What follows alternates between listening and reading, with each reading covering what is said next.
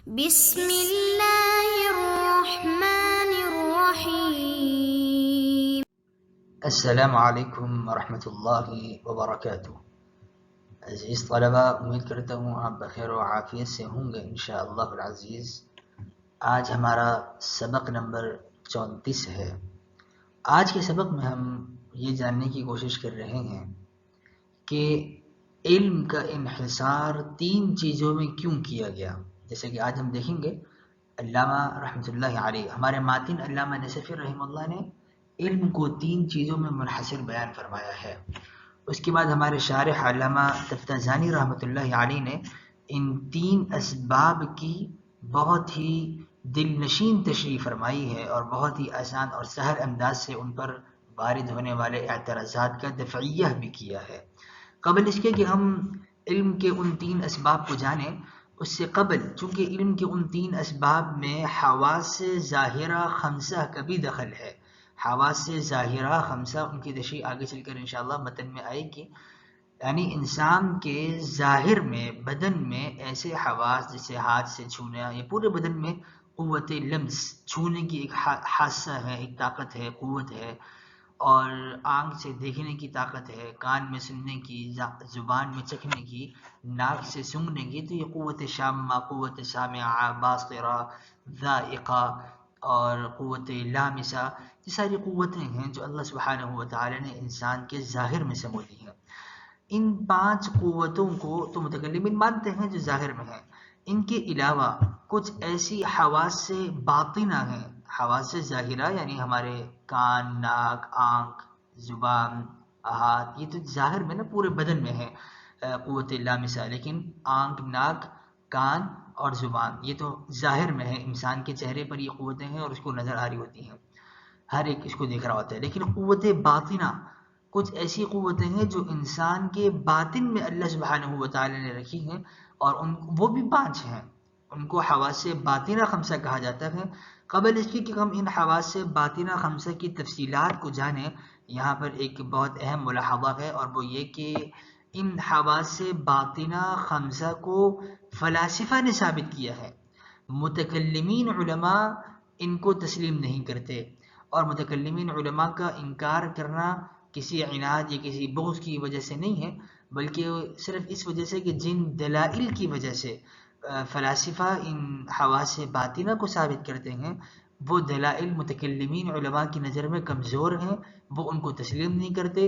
اگر متکلمین حضرات ان دلائل کو بھی تسلیم کر لیں جن دلائل کی بنیاد پر فلاسفہ ان حواس باطنہ خمسہ کا اثبات کرتے ہیں، تو ان دلائل کو تسلیم کرنے کے بعد اور کچھ ایسی چیزوں کو بھی پھر ماننا پڑے گا جو کہ اسلامی نقطہ نظر سے غلط ہیں، اور فلاسفہ ان کے بھی اثبات کرتے ہیں۔ ان دلائل کو ماننے کی وجہ سے ان کے ان نظریات کو بھی تسلیم کرنا پڑے گا جو اسلام سے متصادم ہوتی ہیں، عقیدہ توحید سے باہم متصادم ہیں۔ آئیے ہم دیکھتے ہیں کہ فلاسفہ کے نزدیک حواس باطنہ خمسہ کیا ہیں اور کون کون سی ہیں۔ یہ کل 5 حواس ہیں، اور ان میں نمبر 1 ہے حس مشترک، نمبر 1 حس مشترک، نمبر 2 قوت خیال، نمبر 3 حس وہم یا قوت وہم، اور اس کی حفاظت جو ہے قوت حافظہ۔ یہ 4 یہ ہو گئی، اور ان سب میں تفریق کرنے والی، ترتیب رکھنے والی جو قوت ہے وہ ہے قوت متصرفہ۔ قوت متصرفہ کو ان 4 سابقہ قوتوں میں عمل دخل ہے، ان 4 قوتوں میں حس مشترک، خیال، وہم اور قوت حافظہ میں عمل دخل ہے، اور قوت متصرفہ ان سب میں کام کر رہی ہوتی ہے، جبکہ حس مشترک اور خیال یہ باہم جوڑی ہیں، ان دونوں کا آپس میں ربط ہے، اور قوت وہم اور قوت حافظہ یہ ایک الگ پیر ہے، ایک الگ جوڑی ہے، زوج ہے، ٹھیک ہے، ان دونوں کو آپس میں مربوط کی مانا گیا ہے فلاسفہ کی تقریر کے مطابق، ان دونوں کا آپس میں ربط ہے۔ دلیل حصر، ان 5 قوتوں میں کوئی ایسی تقریر یا ایسی دلیل حصر جس سے ہم ان سب کو آسانی سے سمجھ سکیں وہ کیا ہے؟ تو ان دلیل حصر کا خلاصہ یہ ہے کہ دیکھیں، انسان کو حاصل ہونے والا مفہوم، انسان جس مفہوم کو حاصل کرتا ہے وہ 2 حال سے خالی نہیں ہوتا۔ یا تو وہ مفہوم جو انسان حاصل کر رہا ہے وہ کلی ہوگا یا وہ مفہوم جزئی ہوگا. ٹھیک ہے، یعنی انسان کو کسی کلیات سے کلی علم حاصل ہوگا یا اس کو کوئی علم جزئی طور پر حاصل ہوگا مفہوم کے معنی میں، یعنی کوئی مفہوم کلی حاصل ہوگا یا کسی مفہوم کو جزئی طور پر وہ اس کا ادراک کرے گا. تو مفہوم ان دو حال سے خالی نہیں ہوتا کہ یا تو وہ مفہوم کلی ہوتا ہے یا جزئی ہوتا ہے. اور اگر جزئی ہو تو پھر دو حال سے خالی نہیں ہوتا، یعنی یا تو وہ جزئی مفہوم از قبیل صور ہوگا، صورتوں کی جمع عربی میں صور، یا وہ مفہوم از قبیل معانی ہوگا، معنی کی جمع، یہ معنی کی جمع معانی. اب یہ از قبیل صور یا از قبیل معانی یہ کیا ہے، اس کی تشریح آگے ہماری اگلی سلائیڈ میں آ رہی ہے. صور سے مراد وہ صورتیں ہیں، یعنی جزئی علم میں جب وہ مفہوم جزئی از قبیل صور ہو تو ہم اس کی تشریح یہاں پر یہ جان رہے ہیں کہ صور سے مراد کیا ہے. وہ صورتیں ہیں، میں نے عرض کیا تھا نا کہ سورہ کی جمع ہے، صورت کی جمع ہے، تو وہ صورتیں ہیں جو حواس ظاہرہ سے محسوس اور معلوم ہوں. اب حواس ظاہرہ ہم جان چکے ہیں کہ وہ انسان کے بدن میں ظاہری طور پر ہے، کان، ناک، زبان، آنکھ، ہاتھ. تو جو حواس ظاہرہ سے جن صورتوں کو ہم محسوس یا معلوم کرتے ہیں، ان کے رنگ کو، ان کی کیفیت کو، ان کی ساخت کو، یا اس کے ذائقے کو، یا اس کی آواز کو جو ہم سن کر محسوس یا معلوم کرتے ہیں، تو وہ صورت جس کو ہم حواس ظاہرہ سے کہ یہ چیز ٹھنڈی ہے، گرم ہے، سخت ہے، نرم ہے، جو چیزیں ہم معلوم کر لیتے ہیں، تو یہ جزئی مفہوم ہوتا ہے اور یہ وہ صورت ہوتی ہے، ٹھیک ہے، جو ہمیں حواس ظاہرہ سے محسوس اور معلوم ہو رہی ہوتی ہے. آگ کا گرم ہونا اور برف کا ٹھنڈا ہونا جب ہم اس کو ہاتھ سے چھو کر محسوس یا معلوم کر رہے ہوتے ہیں تو یہ حواس ظاہرہ سے ہمیں معلوم ہو گئی. کسی دیوار پر کوئی نوکیلی چیز ہو، خاردار ہو، کھردری ہو، نرم ہو، یہ ساری چیزیں ہم حواس ظاہرہ سے اپنی قوت لامسہ سے معلوم کر رہے ہوتے ہیں. تو یہ جو صورت ہمیں معلوم ہوئی یہ جزئی مفہوم تھی، یہ جزئی مفہوم تھا جو ہمیں از قبیل صور معلوم ہوا. اور دوسری صورت از قبیل یعنی جزئی مفہوم میں از قبیل معانی، تو معانی سے مراد کیا ہے، وہ امور جزئیہ ہیں جو صور محسوسہ سے منتزع ہوں. جو صورت ہم نے محسوس کی اس صورت محسوسہ سے جو امور جزئیہ منتزع ہوتے ہیں، ہمیں حاصل ہوتے ہیں، ان کو ہم معانی کہتے ہیں. اس کی مثال آگے چل کر آئے گی کہ مثال کے طور پہ اگر ہم نے کسی چیز کو محسوس کیا، کھردری چیز کو محسوس کیا، یا کسی نرم چیز کو ہم نے محسوس کیا دیوار کو چھو کر، تو اب یہ جو ہم نے صورت معلوم کی تھی، لیکن اس صور محسوسہ سے جو معنی منتزع ہوا، وہ معنی کیا ہے، بھئی کھردری ہے، اس کو چھونا چاہیے، نہیں چھونا چاہیے، یہ نقصان دہ. تو یہ جزئی مفہوم تھا جو از قبیل معانی ہمیں حاصل ہوا. اس کی ایک اور بھی اچھی مثال ہمیں اگلے ہمارے سلائیڈ پر آگے آ رہی ہے. اب کہتے ہیں کہ اگر یہاں تک تو ایک خلاصہ تھا کہ انسان کو جو علم حاصل ہوا ہے وہ کلی ہوگا، یعنی وہ مفہوم کلی ہوگا یا جزئی ہوگا، اور اگر جزئی ہوگا تو یا از قبیل صور ہوگا یا از قبیل معانی ہوگا. اور اب ہم اپنی ان 5 قوہ یعنی حواس باطنہ 5 کی طرف جا رہے ہیں کہ اگر مفہوم جزئی ہو اور صوری ہو، یعنی وہ مفہوم جو ہمیں جزئی طور پہ حاصل ہوا وہ از قبیل صورہ ہو، صورت کے ہو، تو اس کا ادراک کون کرے گا؟ حس مشترک.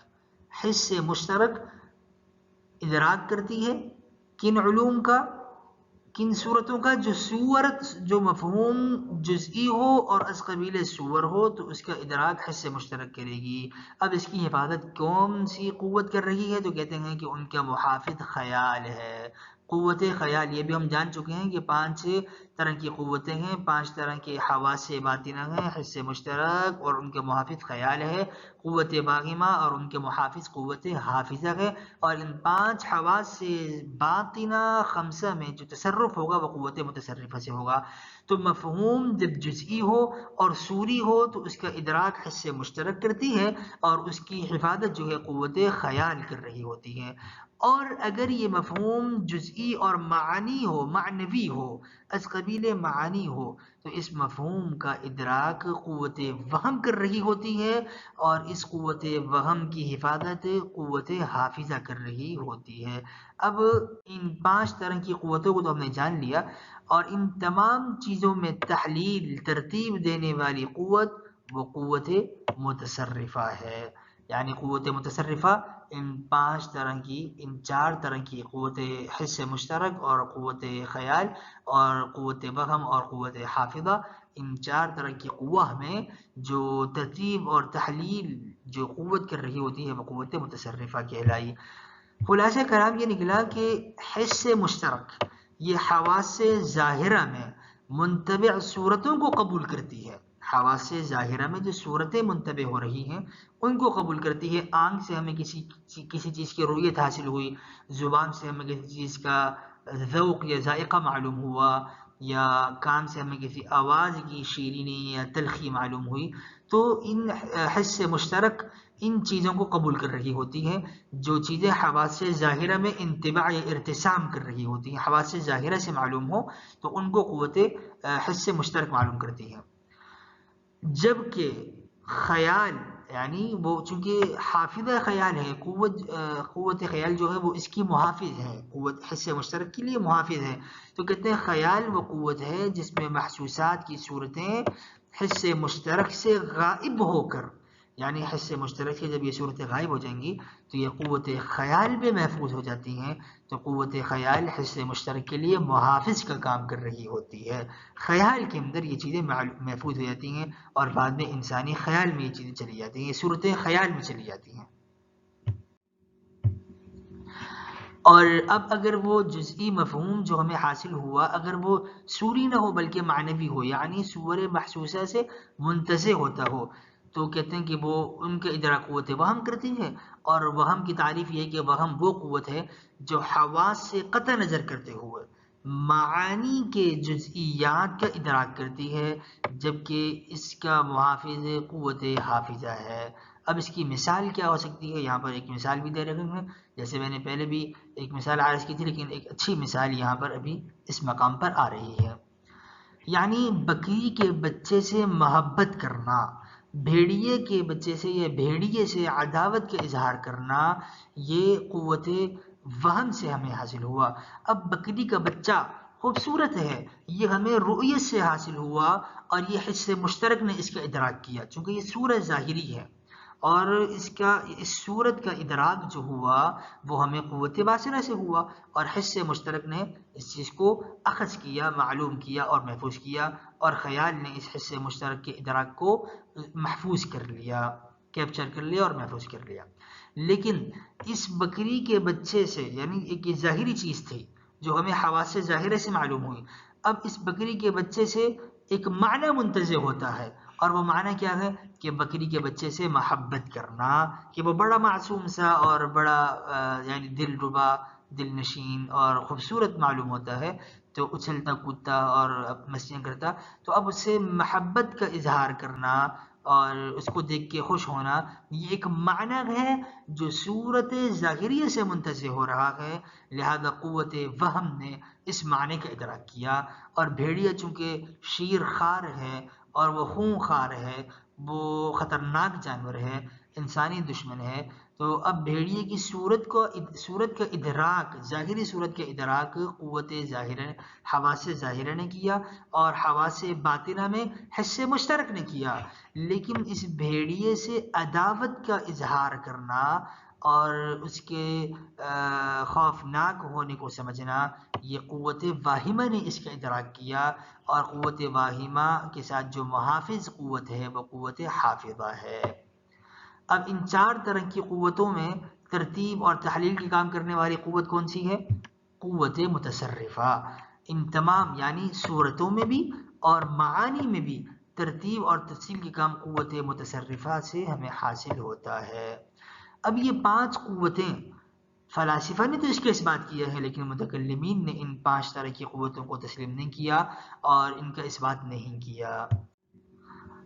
اب چونکہ یہاں پر ہم حواس سلیمہ ظاہرہ کو پڑھ رہے تھے، اس لیے اسی مناسبت سے ہم نے یہ چاہا کہ ہم حواس باطنہ خمسہ کو بھی بیان کر دیں۔ اب علامہ نصفی رحمۃ اللہ علیہ ماتن فرما رہے ہیں وَأَسْبَابُ الْعِلْمِ لِلْخَلْقِ ثَلَاثَةٌ، علم کے اسباب مخلوق کے لیے تین ہیں. وہ کیا ہیں؟ یا تو وہ علم حواس سلیمہ سے یعنی حواس ظاہرہ سے حاصل ہوگا، یا وہ علم الخبر الصادق سے حاصل ہوگا، سچی خبر سے، یا وہ علم العقل سے حاصل ہوگا. اسباب العلم، اسباب، لفظ اسباب کہا. اب اسباب کہنے کے بعد حضرت نے یہاں پر ایک تو للخلق فرمایا، علم کی تعریف سابقہ دروس میں تفصیلی طور پہ گزر چکی ہے. ایک تو للخلق فرمایا ہمارے ماتن نے، تو شارح خلق کی تشریح بھی کریں گے کہ خلق کے لیے اسباب علم تین ہیں، لہذا خالق کے لیے اسباب علم یہ نہیں ہے. خالق کا علم ذاتی ہے، وہ کسبی نہیں ہے. خالق کا علم سببی نہیں ہے، کسی سبب سے حاصل نہیں ہوتا. خلق، مخلوق کو جو علم حاصل ہوتا ہے وہ اسباب کے ماتحت ہوتا ہے. تو مخلوق سے مراد کیا ہے، یہ تشریح بھی آگے چل کر آ رہی ہے. اور اس سے قبل ایک بڑی اہم بحث یہ کہ اسباب سبب کی جمع ہے، اور پھر حضرت نے اسباب یعنی علم کے اسباب بیان فرمائے اور ان کو تین کہہ کر ثلاثۃ کہہ کر تین میں منحصر مان لیا. اگر ہم علم کے اسباب کو، سبب کو ظاہری معنی میں مانیں تو ظاہری علم کا سبب اللہ سبحانہ و تعالی ہے. اللہ تعالی ہی علم کا خلق فرماتے ہیں، انسان نے اس کو پیدا فرماتے ہیں. اللہ کا علم قدیم ہے، بندوں کا علم قدیم نہیں ہے، حادث ہے. بندے حادث، ان کی صفات حادث. اللہ تعالیٰ کی ذات قدیم ہے، اللہ کی صفات بھی قدیم ہے. تو اگر ہم علم سے سبب حقیقی مانیں تو وہ اللہ سبحانہ و تعالیٰ ہوا، لہذا تین کے اندر حسرت نہ ہوا. لیکن اگر ہم علم سے ظاہری سبب مانیں تو ظاہری سبب جو ہے وہ عقل ہے، لہذا پھر بھی تین اسباب نہیں ہوئے. اور اگر ہم علم کو مفضی فی الجملہ مان لیں تو پھر کیا اس پہ بحث ہو سکتی ہے یا اس کے کیا دفاع ہو سکتا ہے. اور ان علم کے ان تین اسباب میں علم کے اسباب کو تین میں ہی منحصر کیوں کر کیا گیا، یہ تشریح آگے چل کر آئے گی. مخلوق کے لیے تین اسباب ہیں، خالق کے لیے نہیں ہے. تو للخلق کی تشریح یہاں پر آج کے سبق میں ہم کر دیتے ہیں. فرمایا للخلق ای المخلوق، خلق سے مراد مخلوق ہے کہ یہ اسباب علم جو تین ہیں یہ مخلوق کے لیے ہیں. مخلوق کی تین کیٹیگریاں یا تین درجات بیان کیے جا رہے ہیں. من الملک، فرشتے، من الملک، ملک نہیں، من الملک، فرشتے، یعنی فرشتے مخلوق ہیں اور ان کا علم بھی مخلوق ہوا. والانس، والانس انسان، والجن جنات کا علم. فرشتوں کا علم، انسان کا علم اور جنات کا علم یہ ہے جو ان تین اسباب سے حاصل ہو سکتا ہے. فرشتوں کا، انسانوں کا، جنات کا علم، یہ اوپر جو تین اسباب بیان کیے گئے ہیں ان تین اسباب میں منحصر کیا جا رہا ہے. اسباب علم کو مخلوقات کے لیے تین اسباب میں منحصر کیا جا رہا ہے، اور مخلوق سے مراد فرشتے، انسان اور جنات ہیں. بخلاف علم الخالق تعالی، برخلاف خالق کے علم کے. فإنه لذاته، اللہ سبحانہ و تعالی کا علم ذاتی ہے. فإنه یعنی فإن علم الخالق لذاته، یعنی علم خالق جو ہے وہ ذاتی ہے، وہ کسی سبب کے سے نہیں. لا لسبب من الاسباب، اسباب میں سے کسی سبب کی وجہ سے خالق کا علم نہیں ہے. اللہ تعالیٰ کی ذات قدیم، اللہ کی تمام تر صفات قدیم. اور ہم مخلوق یعنی ملک، انس اور جن، ہم چونکہ مخلوق حادث ہیں، مخلوق ہیں، لہذا ہماری صفات بھی مخلوق ہیں اور ہماری صفات بھی حادث ہوئیں. ثلاثۃ، یہ سارے کے سارے تین اسباب میں یہ علم کو منحصر کیا گیا اور یہ تین ہیں. فرمایا نمبر ایک الحواس السلیمۃ والخبر الصادق والعقل بحکم الاستقراء. حواس سلیمہ یعنی ظاہرہ، آنکھ، ناک اور زبان اور کان، ہاتھ، یہ سارے حواس ظاہرہ یہ آگے چل کر آئیں گے. الخبر الصادق، سچی خبر سے بھی ہمیں علم حاصل ہوتا ہے. والعقل، اور عقل سے بھی ہمیں علم حاصل ہوتا ہے. بحکم الاستقراء، استقراء کے حکم سے. جب ہم استقراء کر لیں، یعنی استقراء کی آپ دو اقسام بخوبی جانتے ہی ہیں کہ استقراء کی دو قسمیں ہیں. اگر ہم تمام تر جزئیات کو حاصل کر کر کسی کلی کو ہم بنائیں اور اخذ کریں تو اس کو استقراء تام کہتے ہیں، کہ تمام تر، یعنی ہم اگر تمام طلبہ کسی کلاس کو لے لیں، ثانیہ سابعہ یا ہم کسی بھی کلاس کو لے لیں، تو ہم تمام طلبہ پر ہم کسی چیز کا تجربہ کریں، استقراء کریں، اور پھر ہم کہیں کہ اس درجے کے تمام طلبہ با ادب ہیں، یہ استقراء تام ہوا، اور کلی ہم نے فیصلہ بنا لیا کہ اس درجے کے تمام طلبہ جو ہیں وہ با ادب ہیں۔ اور استقراء ناقص یہ ہوتا ہے کہ ہم تمام طلبہ پر یہ اپنا جو ہمارا ایک پروسیس تھا یا تجربہ تھا وہ ہم تمام کلی جزئیات پر وہ تجربہ نہیں کرتے، بلکہ بعض جزئیات پر ہم نے تجربہ کیا، اور ان پر تجربہ کرنے کے بعد ہم نے بعض پر ہم نے ایک کلی حاصل کی، اور وہ کلی یہ تھی کہ تمام طلبہ جو ہیں وہ با ادب ہیں اور ذہین ہیں اور محنتی ہیں اور صلاحیت والے ہیں اور قابل ہیں۔ تو یہ استقراء ناقص ہے۔ تو استقراء تام وہ ہمیں یقین کا فائدہ دیتی ہے، جبکہ استقراء ناقص جو ہے وہ ہمیں ظن کا فائدہ دیتی ہے، جو کہ ہم نے تمام جزئیات کو جمع نہیں کیا تھا بلکہ بعض جزئیات پر ہم نے وہ تجربہ کیا تھا۔ تو عقل بحکم الاستقراء، استقراء کے حکم کی وجہ سے عقل بھی سبب علم ہے۔ اب ان تین اسباب کو بیان کیا گیا، ان میں وجہ حسر کیوں ہے اور کیا ہے، آئیے اس کو ہم جانتے ہیں۔ فرماتے ہیں وجہ الضبط، دیکھیے علم یا تو ہمیں کسی خارجی چیز سے حاصل ہوگا، خارج سے اگر کوئی، یعنی ہمارے بدن کے اندر ظاہر میں کوئی چیز نہیں ہے بلکہ خارج سے، انسان کے جسد سے، خارج سے علم اگر ہمیں پہنچتا ہے تو وہ خبر صادق ہے کہ ہمیں کوئی اور سچی خبر دے رہا ہو۔